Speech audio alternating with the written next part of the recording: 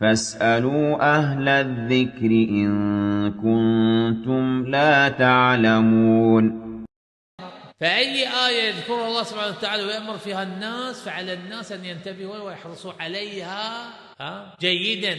فاسألوا أهل الذكر إن كنتم لا تعلمون. فالناس لابد يسألون عن دينهم، ولا يتركون يوم أو يومين أو ثلاثة، لأن الناس يحتاجون أصلا. من يعرف الصلاة الآن، ومن يعرف الطهارة والحج والصيام، ومن يعرف توحيد الربوبية، توحيد الألوهية، توحيد الأسماء والصفات، مسائل الإيمان، مسائل القدر، مسائل الحدود، مسائل البيوع، أشياء كثيرة.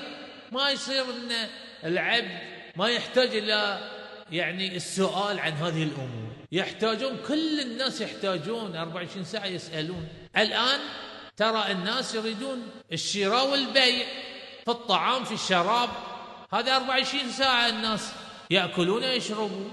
فلا بد ماذا؟ أن يسألون يوميا، يحتاجون يوميا يسألون. فلذلك لا بد السؤال عن هالأشياء هذه.